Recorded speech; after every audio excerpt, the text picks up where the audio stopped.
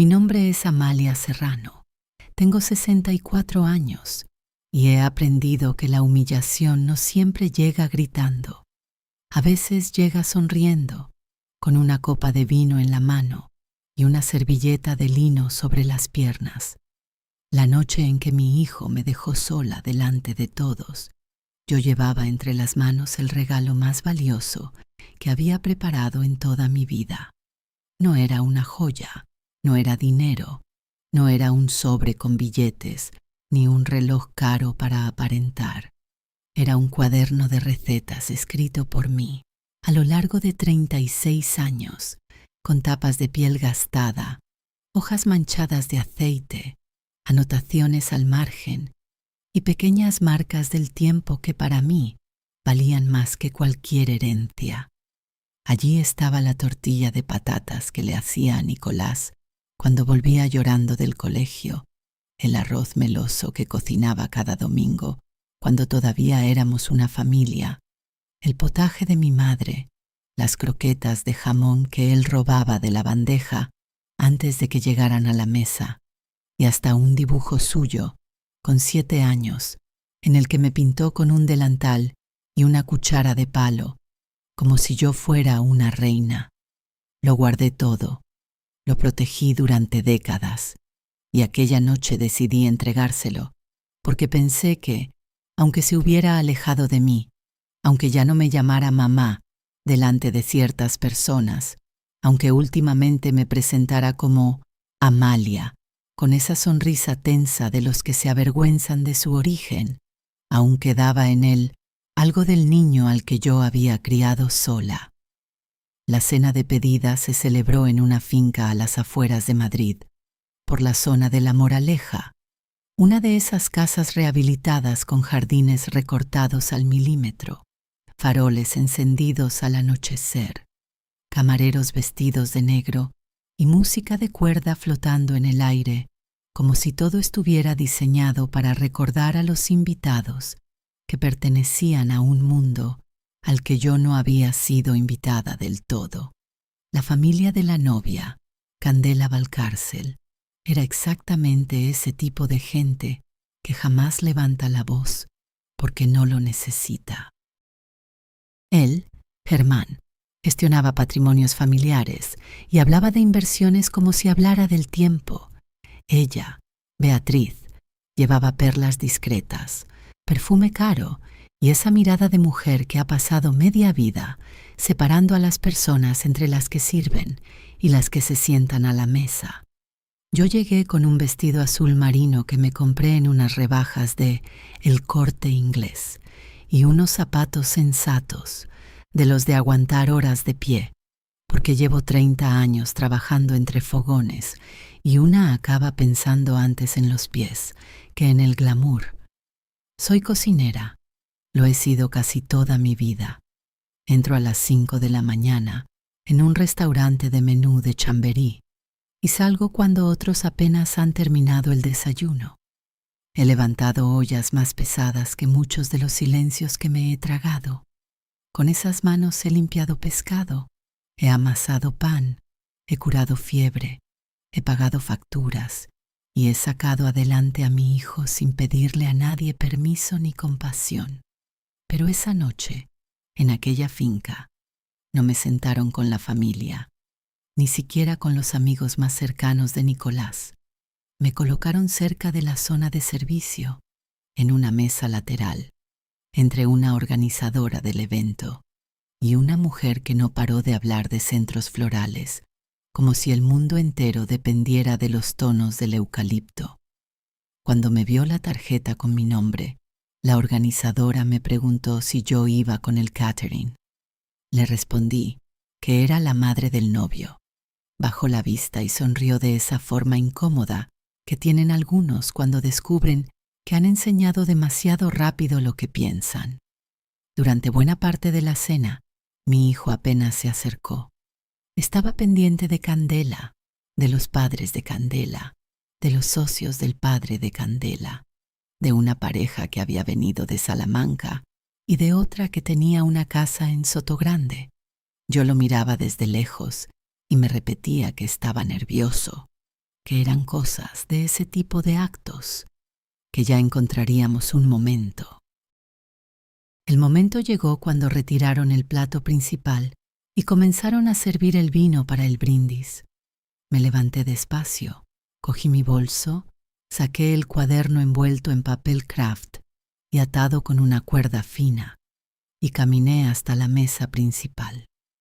Nicolás me vio venir y sonrió, pero no fue una sonrisa de hijo, fue una sonrisa correcta, limpia, de esas que se usan en reuniones donde nadie debe incomodarse. «Esto es para vosotros», dije, mirando primero a él y luego a Candela.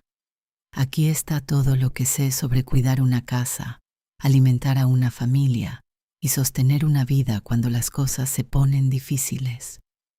Mi hijo tomó el cuaderno con delicadeza. Durante un segundo pensé que lo había entendido. De verdad lo pensé. Pero entonces Beatriz alargó la mano, lo cogió sin pedir permiso, abrió varias páginas, vio mi letra, los márgenes con notas, las manchas antiguas, los papeles doblados entre receta y receta, y soltó una risa pequeña, precisa, venenosa.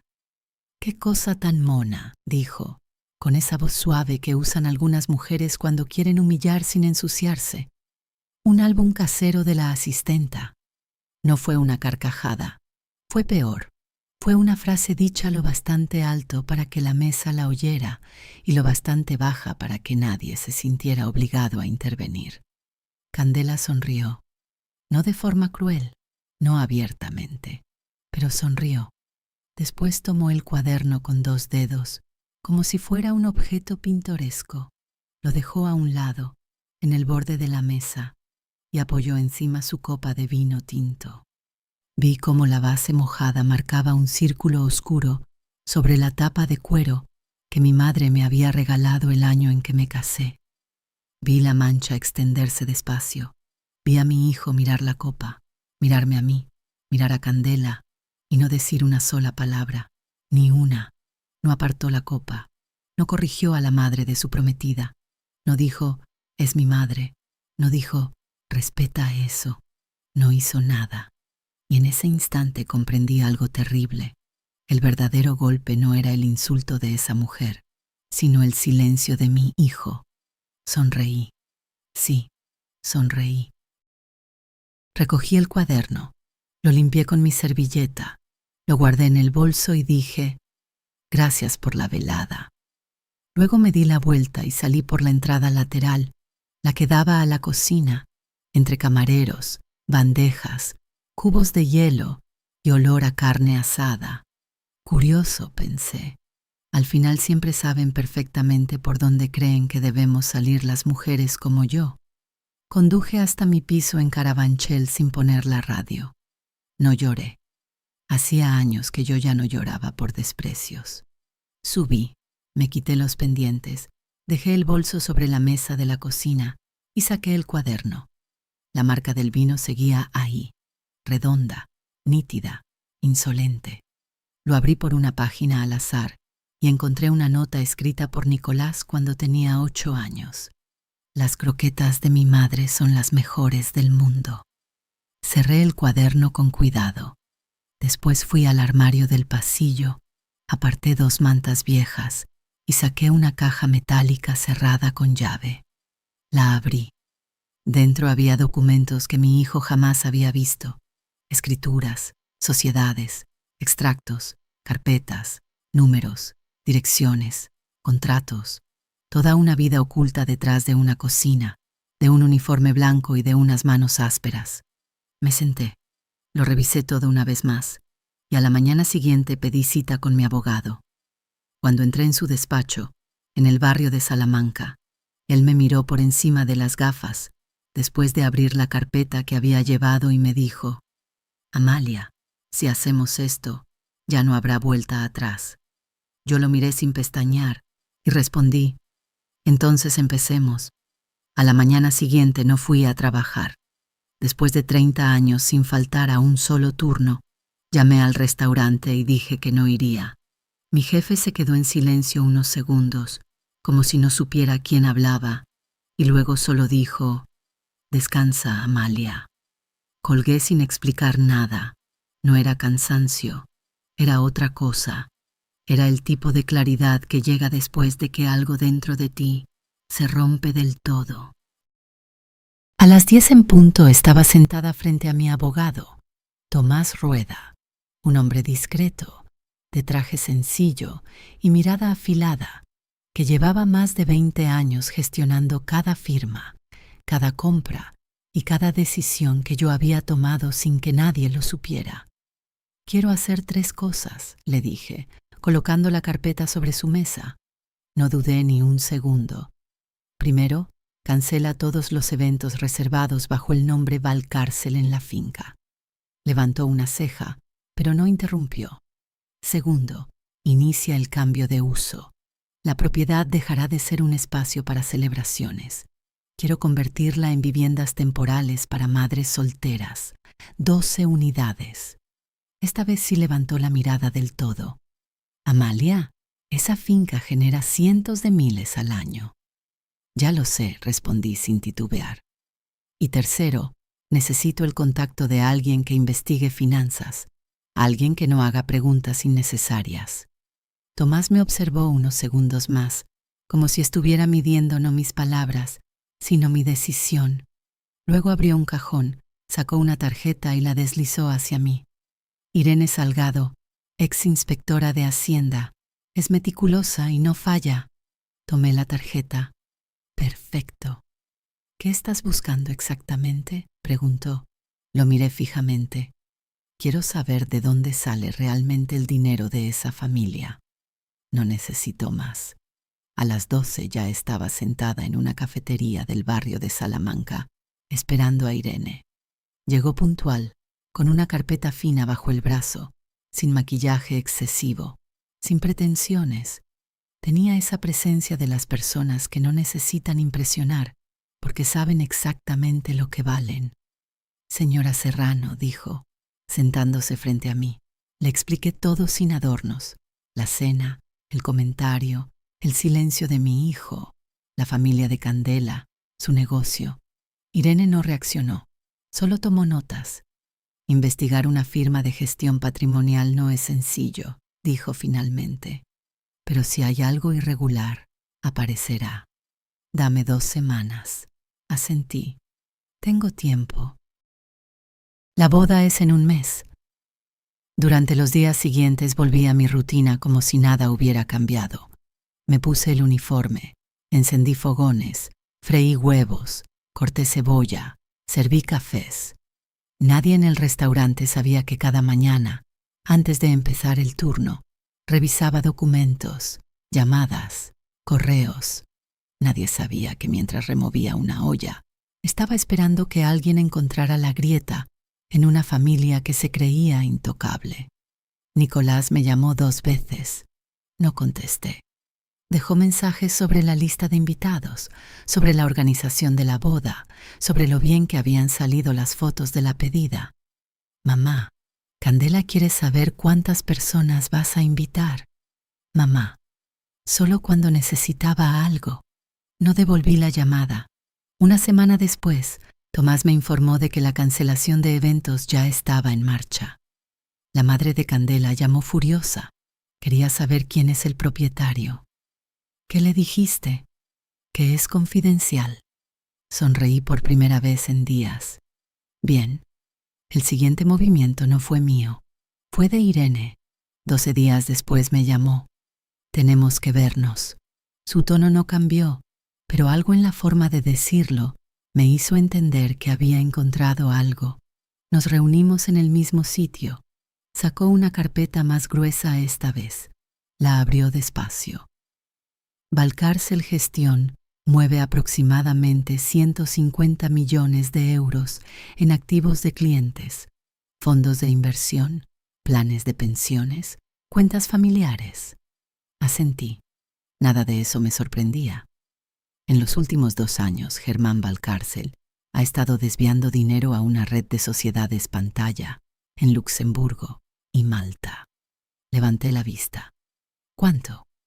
2,5 millones confirmados, probablemente más. El ruido de la cafetería desapareció. Todo se volvió más lento, más frío. Está maquillando los informes trimestrales para que parezca que los clientes obtienen beneficios normales, mientras el dinero desaparece. Cerré los ojos un segundo. Pensé en las personas que confiaban en él, en jubilados, en familias, en gente como yo. Hay más, continuó Irene. Sacó una fotografía. Este es Germán reuniéndose con un abogado inhabilitado por fraude fiscal. Lo ha visto al menos 4 veces en el último mes. Miré la imagen sin decir nada. Tu hijo no aparece implicado, añadió. Ni Candela directamente, pero viven de ese dinero. Respiré hondo, muy hondo. Necesito pruebas sólidas. Las tendrás, dijo ella, pero esto ya es suficiente para que intervenga la CNMV o incluso la Fiscalía. Negué con la cabeza. Aún no. Irene entrecerró los ojos. ¿Qué estás planeando? Apoyé las manos sobre la mesa, firmes. Una cena. Una cena. Dentro de 3 semanas, en la finca. La miré directamente. Quiero que todos estén allí. Mi hijo, Candela, sus padres. Irene no sonrió, pero entendió. Entonces prepararemos todo para ese día. Asentí. Ese día, nadie va a poder mirar hacia otro lado. Durante las semanas siguientes todo parecía normal desde fuera, y eso era exactamente lo que yo necesitaba. Me levantaba a las 4:30, me recogía el pelo, me ponía el uniforme y entraba en la cocina como siempre, pero por dentro algo había cambiado de forma irreversible. Ya no reaccionaba, ya no esperaba, ya no justificaba, solo observaba y preparaba. Nicolás volvió a llamarme, esta vez insistente, 3 veces en una misma tarde. No contesté, no porque estuviera enfadada, sino porque por primera vez en su vida, mi silencio no era una herida, era una decisión. Dejó un mensaje. Mamá, necesito que me confirmes lo de los invitados. Candela está cerrando todo. Escuché el audio completo y no respondí. Antes yo habría corrido a ayudar, a tranquilizar, a adaptarme. Esta vez no. Esta vez dejé que sintiera el vacío exacto que yo había sentido aquella noche. Irene seguía trabajando. Cada 2 días me enviaba actualizaciones breves, precisas, sin adornos, transferencias, fechas, nombres de sociedades, rutas de dinero. Cuanto más leía, más claro lo veía. Aquello no era un error, era un sistema. Un sistema construido sobre la confianza de otros y la certeza de que nadie se atrevería a cuestionarlos. Mientras tanto, Tomás avanzaba con la finca. La demolición parcial ya había comenzado. El salón principal había sido vaciado, las lámparas retiradas, los suelos levantados. Donde antes había brindis, ahora había polvo. Donde había música, ahora había eco. Fui a verla un martes por la mañana. Me puse un casco que me dio la encargada de obra y caminé despacio por el espacio abierto. Me detuve exactamente en el lugar donde había estado la mesa aquella noche. Cerré los ojos un segundo, no para recordar, sino para medir, para entender cuánto había cambiado yo desde entonces. Esto va a quedar precioso, dijo la encargada señalando los planos. 12 viviendas, zonas comunes, jardín comunitario. Asentí. No tiene que ser precioso, tiene que ser digno. Esa era la diferencia. 2 días después, ocurrió algo que no esperaba. Candela vino. Aparcó su coche delante de la finca y bajó con paso rápido, sin saludar a nadie, mirando alrededor con una mezcla de incredulidad y rabia. Llevaba ropa deportiva cara, gafas grandes, el pelo perfectamente recogido, pero por primera vez no parecía segura. ¿Qué es esto?, preguntó al verme. Una reforma, respondí tranquila. No puedes hacer esto. La boda es aquí. La miré sin alterar el tono. Ya no. Dio un paso hacia mí. ¿Quién te crees que eres? La dejé hablar. Siempre es mejor que hablen.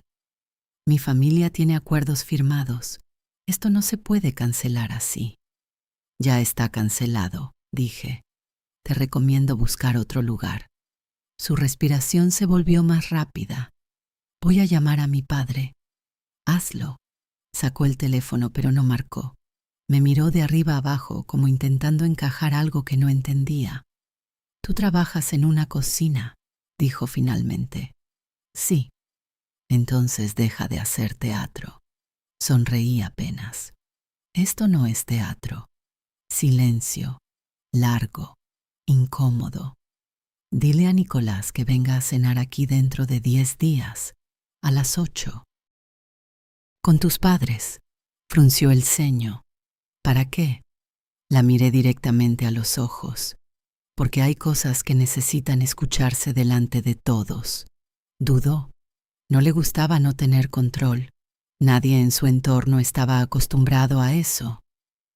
¿Esto es por lo del otro día?, preguntó bajando un poco la voz. No. Y no mentía. Ya no era por eso, era por todo. Finalmente se dio la vuelta y se marchó sin despedirse.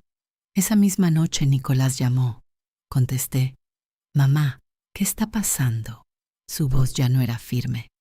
Ven a cenar en 10 días, dije. Candela dice que estás tirando abajo la finca. Estoy cambiándola. Dice que afirmas que es tuya. Lo es. Silencio. Largo. Eso no tiene sentido, dijo al fin. Tiene todo el sentido del mundo. Respiró hondo. ¿Por qué no me lo dijiste? Apoyé la mano sobre la mesa. Porque quería saber quién era sin eso. No respondió. Ven a la cena, repetí. Y no le digas nada a sus padres. Solo diles que es importante. ¿Me estás castigando?, preguntó en voz baja. Cerré los ojos un segundo. No. Te estoy dando una oportunidad. Colgué antes de que pudiera decir nada más. Los días siguientes fueron los más tranquilos que recuerdo en años. No porque no pasara nada, sino porque todo estaba ya en marcha. Irene terminó el informe. Completo. Fechas, cifras, pruebas, conexiones. Tomás tenía listos los documentos de propiedad y la cancelación definitiva de todos los contratos, y yo tenía claro exactamente qué iba a decir y qué no. La noche antes de la cena fui a la finca por última vez, antes del encuentro. El ala este estaba ya acondicionada, limpia, una mesa larga, 12 sillas, nada ostentoso, nada que distrajera de lo importante. Caminé despacio hasta el centro de la sala y me detuve. Todo estaba listo. Esta vez no iba a entrar por la puerta equivocada, y esta vez nadie iba a decidir dónde me sentaba. La noche de la cena llegó sin ruido, como llegan las cosas inevitables. A las 7:30 ya estaba todo preparado. La mesa puesta, sencilla, sin lujo innecesario, platos blancos, copas limpias, comida hecha por mí, como siempre, pero esta vez no para agradar, sino para decir algo sin palabras. Cociné lo que Nicolás conocía de memoria, lo que lo llevaba de vuelta a un tiempo donde aún sabía quién era. Arroz meloso, croquetas, pan recién horneado. No había música. No hacía falta. A las 7:55 escuché el primer coche. Nicolás y Candela llegaron juntos. Él bajó primero. Miró alrededor como si intentara entender dónde estaba entrando realmente. Ella caminó detrás, rígida, incómoda, con esa tensión de quien siente que ha perdido el control y no sabe cómo recuperarlo. Entraron sin saludar demasiado. Siéntate, le dije a Nicolás, señalando una de las sillas. No le di tiempo a hablar. Candela se quedó de pie unos segundos más, observando la sala, buscando algo que le devolviera la seguridad. No lo encontró y se sentó. A las 8 en punto llegaron sus padres. Germán entró con paso firme, intentando mantener la compostura. Beatriz detrás, con la misma expresión de siempre, pero más tensa, más afilada. Miraron el lugar, luego a mí, luego a la mesa. Esto es inapropiado, dijo ella antes de sentarse. Lo inapropiado ya pasó, respondí sin elevar la voz. Tomaron asiento. Nadie tocó la comida. El silencio no era incómodo, era pesado, como si todos supieran que estaban ahí por algo que aún no tenía nombre. Me quedé de pie. No tenía prisa. Miré a mi hijo primero. Nicolás, mírame. Lo hizo, por primera vez en mucho tiempo, sin evitarlo. Todo lo que voy a decir esta noche no es para humillar a nadie. Es para que entiendas en qué estás a punto de entrar. Luego miré a Germán. Y para que usted deje de pensar que nadie puede tocarlo. El aire cambió. Se volvió más denso, más frío. Germán apoyó las manos sobre la mesa. No sé de qué está hablando. Sí lo sabe. Caminé despacio hasta el otro lado de la mesa y dejé una carpeta frente a él. No la empujé. No hice ruido. Solo la dejé. Ábrala. Dudó un segundo. Luego la abrió. Pasó la primera página. Luego la segunda. Vi cómo su mandíbula se tensaba, cómo sus dedos dejaban de moverse con naturalidad. ¿Qué es esto?, preguntó finalmente, pero ya no sonaba seguro. Transferencias, sociedades, informes falsificados. Cada palabra cayó con precisión, sin emoción. 2,5 millones desviados de clientes que confiaban en usted. Esto es absurdo, intervino Beatriz, demasiado rápido. Esto es difamación. No la miré. Todo está documentado. Nicolás no se movía. Candela empezó a respirar más rápido. Papá, dijo en voz baja. Germán cerró la carpeta de golpe. No tiene ninguna autoridad para acusarme de nada. Lo miré por primera vez directamente. Tiene razón, yo no. Hice una pausa breve, medida, pero ellos sí. En ese momento se escuchó el sonido de pasos en la entrada. Nadie se levantó, nadie habló. La puerta se abrió y 2 personas entraron. Trajes oscuros, serios, sin prisa. Señor Valcárcel, dijo uno de ellos, mostrando una identificación. Comisión Nacional del Mercado de Valores. Necesitamos hablar con usted sobre ciertas irregularidades. El silencio se rompió, pero no con ruido, sino con caída, como algo que se desploma por dentro. Candela se puso de pie tan rápido que la silla se movió hacia atrás. ¿Qué está pasando? Nadie le respondió. Germán no se movía. Miraba la carpeta como si todavía esperara que fuera un error. Le recomendamos que no haga declaraciones sin su abogado, continuó el hombre. Beatriz agarró el brazo de su marido. No digas nada. Nicolás seguía sentado, inmóvil, como si el mundo se hubiera detenido justo delante de él. Me acerqué despacio a la mesa y apoyé las manos sobre la madera. Esto no empezó hoy, dije, sin levantar la voz. Empezó el día que decidiste quedarte callado. Él levantó la mirada hacia mí, y esta vez no pudo sostenerla. Candela estaba llorando, no por el dinero, no por la verdad, por el colapso de todo lo que creía seguro. Germán finalmente se levantó, pero no miró a nadie. Salió acompañado por los 2 hombres. Beatriz fue detrás, sin despedirse. Candela dudó un segundo. Miró a Nicolás. ¿Vienes? Él no respondió. No se movió. Ella esperó un segundo más y luego se fue. La puerta se cerró. Y por primera vez desde que todo empezó, solo quedábamos nosotros 2. Y el silencio. Pero ya no era el mismo silencio. Después de que la puerta se cerró, el silencio dejó de ser un vacío y se convirtió en algo vivo, pesado, inevitable. Nicolás seguía sentado, con la mirada fija en la mesa, como si todo lo que acababa de ocurrir aún no hubiera terminado de alcanzarlo. Yo no me moví. No necesitaba hacerlo. Esta vez no había prisa. No había nada que demostrar. No había nadie más a quien convencer. Solo quedábamos él y yo, y todo lo que no se había dicho durante años. Mamá, dijo finalmente, pero la palabra le salió distinta, sin seguridad, sin ese tono automático que había usado tantas veces. Era más baja, más frágil. Me acerqué despacio y me senté frente a él, no como antes, no como alguien que suplica ser escuchado, sino como alguien que ya ha entendido su propio valor. Mírame, le dije. Lo hizo, y en sus ojos había algo que no veía desde hacía mucho tiempo. Miedo, sí, pero también vergüenza. ¿Sabías esto?, preguntó, señalando la carpeta que ya no estaba sobre la mesa, pero cuya presencia aún llenaba la habitación. Negué con la cabeza. Lo confirmé después de aquella noche. Tragó saliva. ¿Por qué no me lo dijiste? Lo miré sin suavizar nada. Porque no me habrías creído. Bajó la mirada. No discutió. No intentó defenderse.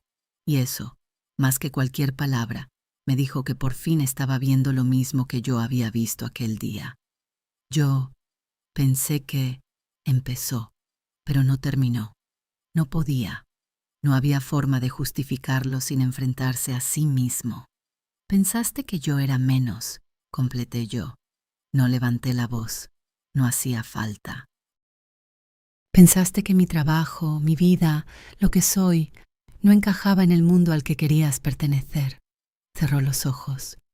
No fue así, susurró. Sí fue así, respondí tranquila. Y no pasó una vez, pasó muchas, pero yo elegí no verlo. El silencio volvió, pero ya no era incómodo, era necesario. Cuando esa mujer me llamó asistenta, continué. Yo podría haber respondido, podría haberla puesto en su sitio en ese mismo momento, pero no lo hice. Él levantó la vista. ¿Por qué? Porque quería ver qué hacías tú. Sus labios temblaron, y no hice nada. Exacto. Esa palabra cayó entre nosotros como una verdad imposible de esquivar. Ese fue el momento, Nicolás. No hoy, no esta noche, ese día. Respiró hondo, como si le costara sostener el peso de lo que estaba entendiendo. Lo siento, dijo. Esta vez no fue automático. No fue una frase para cerrar una discusión. Fue algo más crudo, más real. Lo sé, respondí. Y lo decía en serio, porque podía verlo, porque por primera vez no estaba intentando salvar la situación.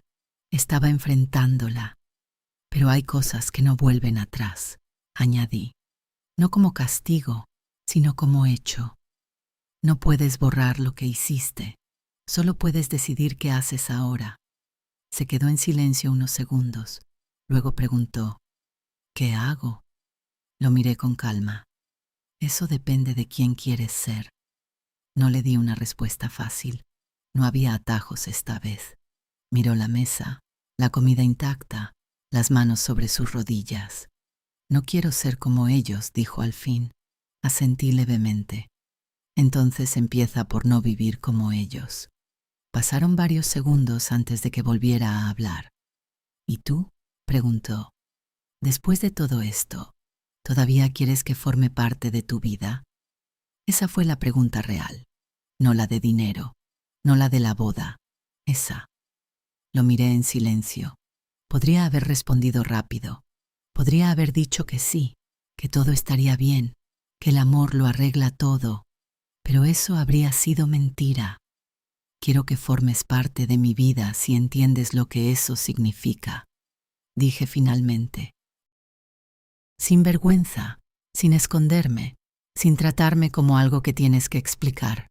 Asintió, despacio. Lo entiendo. Esta vez le creí. No porque lo dijera perfecto, sino porque no lo dijo perfecto, porque le costó. Se levantó, dudó un segundo, y luego dio la vuelta a la mesa. Se acercó y me abrazó. No fue un abrazo fuerte, fue torpe, inseguro, como si no supiera si tenía derecho a hacerlo. Yo no me aparté, tampoco lo abracé de inmediato. Dejé que ese momento existiera tal como era, real, imperfecto. Después de unos segundos, apoyé la mano en su espalda. Vamos a empezar despacio, dije. Se separó, asintió. Quiero hacerlo bien esta vez. Entonces hazlo. Esa noche no hablamos más de la boda. No hacía falta. Algunas decisiones ya estaban tomadas. aunque nadie las hubiera dicho en voz alta. Una semana después, Nicolás rompió el compromiso. No hubo escándalo público. No lo necesitaba. Germán Valcárcel estaba siendo investigado formalmente. Su nombre empezaba a aparecer donde antes nadie lo cuestionaba. Beatriz dejó de llamar. Candela desapareció de nuestra vida como si nunca hubiera estado, llevándose con ella todo lo que no era real. Y Nicolás cambió, no de un día para otro. Eso no existe, pero empezó a venir a verme, sin excusas, sin pedir nada, solo a estar. Un mes después, se presentó en el restaurante a las 6 de la mañana. «¿Qué haces aquí?», le pregunté. «Quiero aprender», dijo. Lo miré unos segundos. «Entonces ponte un delantal». Y eso hizo. No fue fácil, no fue rápido, pero fue real. Meses después, cuando abrimos las viviendas en la antigua finca, él estaba allí, trabajando, no como invitado, no como alguien importante, sino como uno más. Y cuando una mujer le dio las gracias por ayudarla a entrar en su nueva casa, lo vi entender algo que yo había aprendido hace mucho tiempo. El valor no está en lo que tienes, sino en lo que haces cuando nadie está mirando. Esa noche volví a casa, a mi cocina, a mi mesa, a mi vida. Miré el cuaderno de recetas, aún con la marca del vino. No la borré, no quería, porque no era una mancha, era un recuerdo, el momento exacto en que dejé de ser invisible. Y si alguien me preguntara hoy, ¿qué perdí aquella noche?, diría la verdad. No perdí nada. Solo dejé de sostener lo que nunca fue mío